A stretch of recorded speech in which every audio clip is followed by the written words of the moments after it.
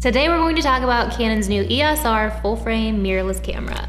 We want to preface this video by stating that we were given this camera by Canon Canada, and while there is inherent bias when you are given a camera like this, we will tell you what we like about it as well as what we don't like. We aren't super techie people, and there are other channels out there that will break this camera down from a more technical standpoint. Instead, we'll try to break down who this camera is and is not best suited for, and if it's worth the price.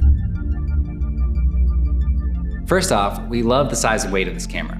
One of the benefits of a mirrorless camera is that the form factor makes it a lot better for bringing it on trips where size and weight play a big factor.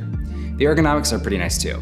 It feels good to hold and the buttons are pretty easy to find. Now the sensor is essentially that of our 5D Mark IV, which has been our go-to camera for photos since its release. The EOS R is a lot more customizable than our Mark IV, however. There's a new control ring on all of the new R lenses, or you can get an EF adapter with a control ring on it to use with all of your old Canon lenses. We set this to be an ISO adjustment, but you can also set it up to adjust your aperture or shutter speed. On that note, there's a customizable touch bar of sorts. It's a little tricky to get the hang of, but we set ours to always be activated, and it's our Kelvin temperature adjustment. This allows us to quickly dial in our white balance when shooting video.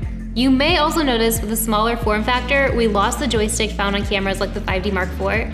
We use the joystick for selecting focus points when taking photos. The alternative for doing this is using the top right corner of the LCD screen when looking through the electronic viewfinder, which acts as a joystick. We don't like it as much as the more tactile physical control, but it's a creative solution for the problem. The EOS R also has C-Log available for shooting video.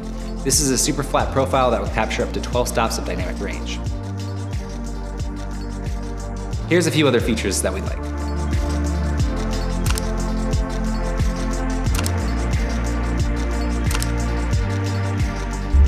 Let's dig into the cons on this camera for a bit.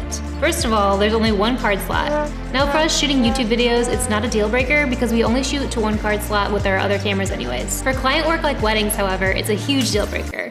That's a deal breaker, ladies! We would not use this camera for a wedding because it's not worth the risk of a card potentially corrupting and not having a redundant backup in camera. The other major con is the 1.7 crop factor when shooting 4K.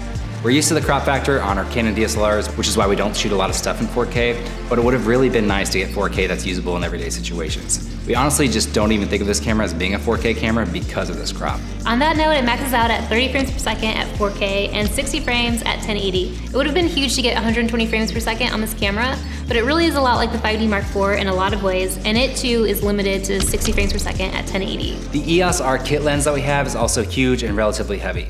This makes what could be a super lightweight setup very front heavy.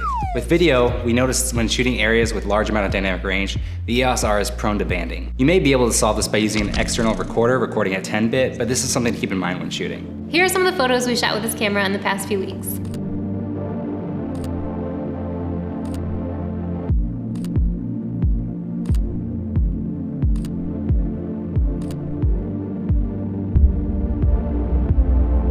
So the real questions are, who is this camera for and is it worth it? We own the C200, 1DX Mark II, 5D Mark IV, and now the EOS R, and we've had our pick of cameras to use for shoots lately.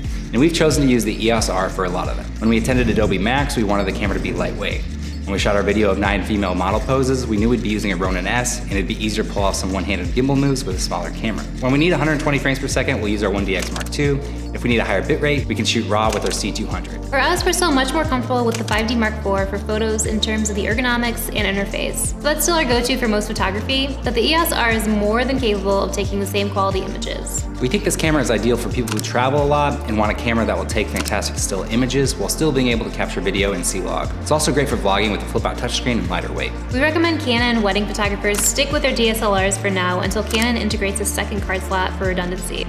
If you're already a Canon user and have been wanting to get into the mirrorless market, this is a great introduction to it. In terms of pricing, if you compare it to the 5D Mark IV, the EOS R plus the EF adapter with the control ring will set you back about $2,500 USD. The 5D Mark IV retails for about $3,100. That's free quick maths. We probably wouldn't have bought this camera for ourselves given the cameras we already own, but we've been pleasantly surprised with it over the past few weeks and have been using it more than any of our other cameras. Ultimately, it's up to you to decide if it has a place in your workflow, but having the quality of a 5D Mark IV in a smaller form factor is a great option for our YouTube videos, and you can take that to the bank, Karen.